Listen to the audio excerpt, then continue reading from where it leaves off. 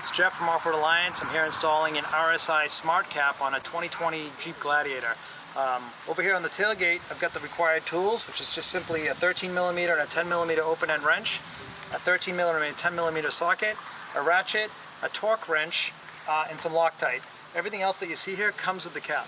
The cap itself comes on a crate and it's boxed into 2 boxes. I've opened those boxes and inside there are 5 boxes, each representing one of the panels. The first step is to open the roof panel. You want to do that with the label facing up towards the sky, and you want to cut the plastic off and preserve the plastic so that you can lay the roof panel on top of it without scratching it. Now that I've got the roof panel open and ready to go, I'm going to grab the left side panel. The slanted part, which is the rear facing part, is going to go towards the vent in the roof panel. So once I open that, I'm going to put that on there and I'll show you how to affix it. Alright, when applying the side panel into the roof panel, so there's tabs that slide into place, and you want to kind of push them in or tap them with your hand. Don't use anything metal, and just be careful. It just gently has to be tapped in. Then you want to put the 10mm washers, flat fender washers, and the 10mm lock nuts on, but only hand tighten them. You don't want to tighten anything until after the entire cap is assembled, then we'll go back and tighten everything up. Once you have the left panel installed, you're going to want to repeat the same process with the right panel. Again, line up the tabs and gently push it in with your foot or with the palm of your hand. Just press it in, it'll go in, slides in nicely, and then put the 5 10mm flat washers and nuts on top. So on the front panel, which is the next step, you're going to want to remove all of the front clips, the flange clips that are going to be all around the edge of the front panel. You're going to reinsert these when you put the front panel on. They're usually hand tightened. I find that using a 10mm wrench just to get them loose. Take them out, set them aside. Once the front panel is on, we're going to reuse them. Once you have all the clips removed, you're going to want to install the front panel. You just gently pick up the front panel, put it into position, and you're going to reinstall the clips that you just removed. Once you have the front panel in place, you're going to want to hand tighten all of the clips. You're going to want to repeat the process on the rear panel as well, removing all the clips first. Make sure you follow the instructions in the order in which the clip should be reinstalled. Okay, some tips as you're putting everything into place. Make sure you just hand tighten each nut so that it makes it easier as you make your way around the front and rear panels.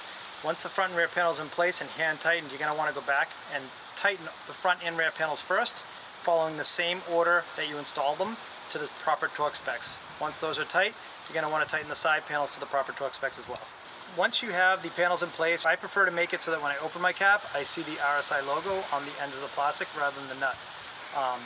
Once you have it all tight and to torque spec, you're going to take your D-rubber and you're going to clean your surface of your cap.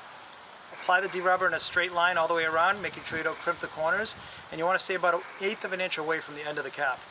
When you get to the end, they recommend applying a little bit of super glue to the 2 ends before you cut it, or after you cut it.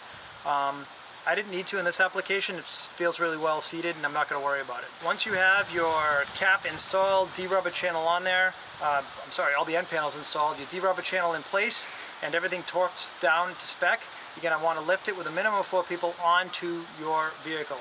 You're not going to want to slide it because you don't want to displace the D-rubber channel, so you're going to kind of want to lift it and set it down in the right place. You're going to want to run the additional piece of weather stripping between the cab and the bed on the top of the rail so that takes up the space of the plastic rails on the side, so that when the gasket's in place, it'll squeeze nicely down onto the foam weather stripping.